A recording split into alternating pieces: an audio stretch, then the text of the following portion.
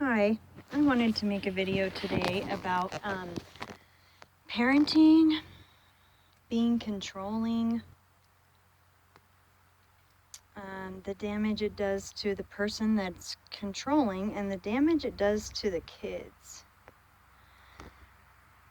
Or if you're in a relationship with somebody that is controlling. So think about if you are a controlling person.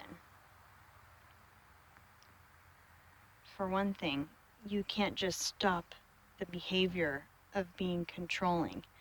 That is a trauma that you got from your childhood. Somehow you learned that if you did everything you could to make things work the way you want, you were safe, right? Making sure people act the way you want makes you safe. So I do have a little compassion for you. Everybody has some controllingness in them, and I do too. But what I'm saying is, when there are people that are so controlling, it's hard to want to be around them or be in their life. But right now, I've been thinking about this for a couple days, and I do feel compassion because I do know that you are this way because of your programming, because the unsafeness you felt when you were little, the out of control powerlessness you felt when you were little. But even though that is the situation, doesn't mean I want to be in anyone's life that is controlling. I don't. Not extremely controlling anyways. What I've learned and what I've seen is when you are a controlling parent, you end up missing out on who your kids are. Your kids don't get to act like themselves anymore because they have to do things the way you want them to do them. So then they don't show themselves to you. And someday they'll push you away, right? Someday it's unsafe for them and feels really bad for them to be around someone that they don't get to be their self around. I don't want to be around anybody I cannot be myself around. That is really uncomfortable. But when it's your kids, I want you to think about them always needing to figure out what to do to make you happy with them, or you will punish them, right? They'll get in trouble. Or you seemingly take your love away. So you're controlling everyone around you's behavior. But the sad thing is you are not getting to know the people around you. They don't get to be themselves. That is sad for them and for you.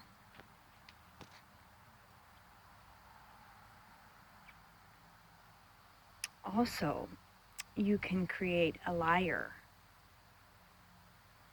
If you are so controlling, and this person you're dealing with, your kid, husband, wife, boyfriend, girlfriend, whatever it is, friend,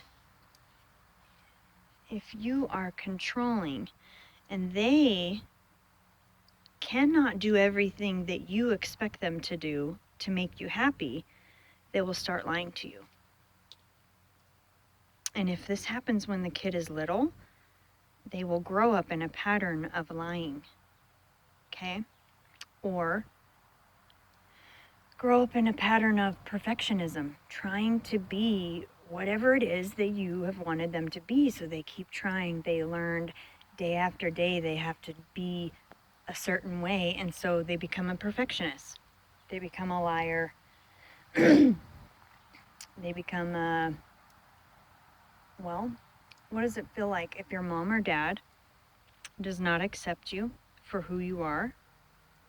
You always feel like you're not good enough for them.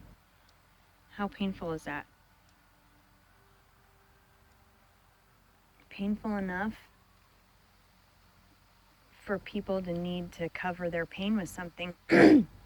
Food addiction, drug addiction, sex addiction, porn addiction. What else is there? Gambling addiction, whatever addiction it is, it doesn't matter. It's something that they are needing to do to either distract themselves from the way they feel. No. To numb and distract themselves from the way that they feel. That is, if they are dealing with somebody that is controlling from a young age. Now, if you are the person that is controlling, you don't just stop the behavior, or you would have stopped it already, right? The only way to do this is to start healing and looking inside of yourself. If you are controlling, you're probably, it seems like, that's inaccurate. Probably a smart person. You probably investigated everything outside of you to keep yourself safe, to keep the world safe. You control everything around you, so you're very observant, right? What if you started doing the investigating everything inside of yourself? This is a confusing thing to say. How the hell do you do that? This is something that has to be looked into for every person that is going to do it.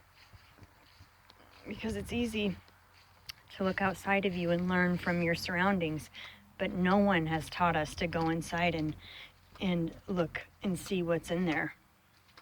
The first thing everyone needs to start doing is start caring how you feel, paying attention to the way you feel, pay attention to the things that trigger you, because those are clues. What pisses you off? What enrages you? What makes you mad? What makes you sad? And when those things happen, when you do get triggered, starting to allow yourself to feel the emotions that are coming up instead of, I don't know, doing what you do to get away from your emotions, because that is what we've all been taught.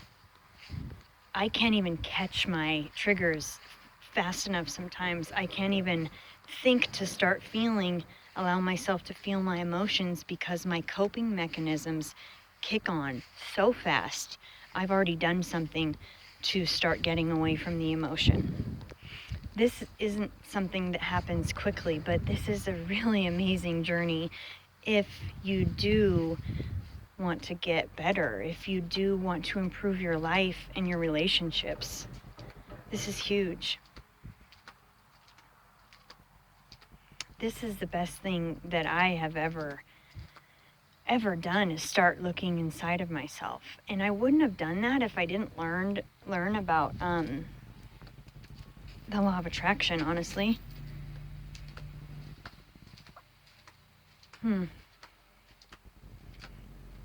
Well, maybe. I don't know.